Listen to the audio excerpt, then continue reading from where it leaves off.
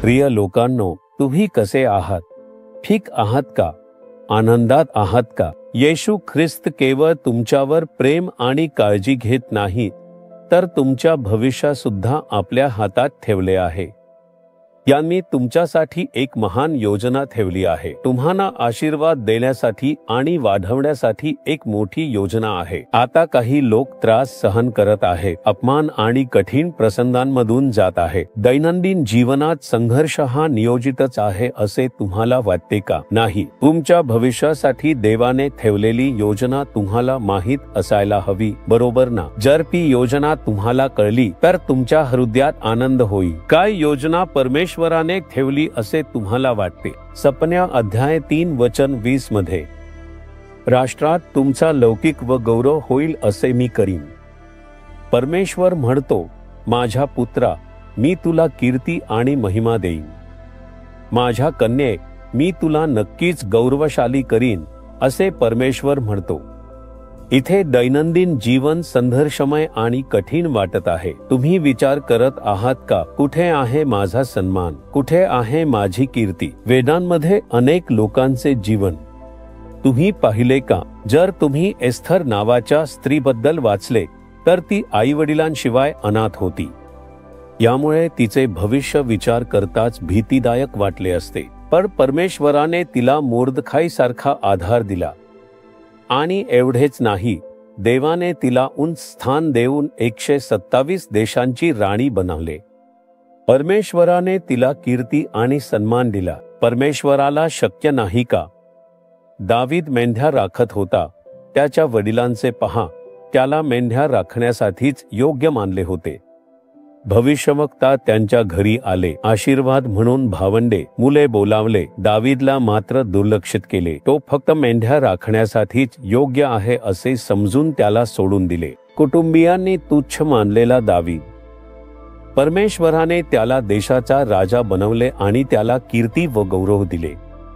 पाहिलंत ना, युसुफला गुलाम म्हणून नेण्यात आले. एका परक्या देशात गुलाम म्हणून विकले गेले आणि तो गुलाम म्हणून काम करत होता. त्यामुळे तो स्वतःच्या इच्छेनुसार काहीही करू शकत नव्हता. अशा गुलामासारख्या स्थितीत असलेल्या युसुफला परमेश्वराने संपूर्ण मिसर देशाचा मोठा अधिकारी बनवले. त्या देशात असा कोणीही नव्हता ज्याला त्याचे नाव माहीत नव्हते. परमेश्वराने त्याला मोठे गौरव कीर्ती दिली. म्हणूनच नम्रतेने राहणाऱ्या आणि काहीही करू शकत नसलेल्या लोकांनाही देव उंचावू शकतो आणि त्यांना कीर्ती व गौरव देऊ शकतो. तो तुमच्यासाठीही हे करू शकतो. आज पहा, जिथे जिथे मी जातो तिथे लोक आनंदाने येतात आणि मला शुभेच्छा देतात. कोणत्याही देशात गेलो तरी पाहायला मिळतं, विविध धर्मांचे लोक येतात आणि सन्मानाने बोलतात. ते आनंदाने येऊन बोलतात आणि मी विचार करतो, हे लोक मला इतक्या सन्मानाने कसे बोलतात? मला हा सन्मान कसा मिळाला याचा विचार केला तर मी एका खेड्यात जन्मलेला आहे. मी नालुमावडी नावाच्या खेड्यात जन्मलो. जरी मी चेन्नईमध्ये शिक्षण घेतलं, माझ्या आयुष्यात काय आहे? शिक्षण ही अपूर्ण, सगळंच काहीच अर्धवट. काहीच पूर्ण केलं नाही. पदवी मिळवलेला नाही, विशेष काहीही नाही. अर्धवट असलेल्या मला देवाने इतक्या मोठ्या सन्मान आणि प्रतिष्ठेपर्यंत उंचावलं. हे कसं शक्य झालं? त्याची कृपा. म्हणूनच कीर्ती आणि गौरव हे देवाकडूनच येतात. आपली कौशल्ये किंवा शिक्षण यावर कीर्ती अवलंबून नसते, तर देव आपल्याला शिक्षणासाठी आवश्यक ज्ञान आणि कौशल्ये देऊन आशीर्वाद देतो. दानिएलला प्रभूने 10 पट अधिक ज्ञान आणि कौशल्ये दिली होती. तो तुम्हालाही देईल आणि तुमच्या शिक्षणात तुम्ही उंची गाठाल. तुमच्या नोकरीत तुम्ही प्रगती कराल. व्यवसायातही उन्नती साध्य कराल. तुम्ही जे काही कराल त्यात यशस्वी व्हाल आणि तुम्हाला गौरव मिळेल. लोक म्हणतील, तुम्ही किती मोठं साध्य केलं, किती उत्कृष्ट काम केलं आणि ते तुमचं कौतुक करतील. परमेश्वराने वचन दिले आहे की तो तुम्हाला कीर्ती आणि गौरव देईल. मग तुम्ही का घाबरायचं? कारण परमेश्वर तुमच्यासाठी कीर्ती आणि गौरव आणणार आहे. म्हणून तुम्ही आनंदी राहा आणि म्हणा, परमेश्वरा, हे वचन माझ्यासाठी आहे. तू माझ्यासाठी ठेवलेल्या कीर्ती आणि गौरवासाठी धन्यवाद. मी स्तुती करायला सुरुवात करतो. ज्या ठिकाणी लोकांनी तुम्हाला तुच्छ मानले, तिथेच परमेश्वर तुम्हाला गौरवाने उंच करेल.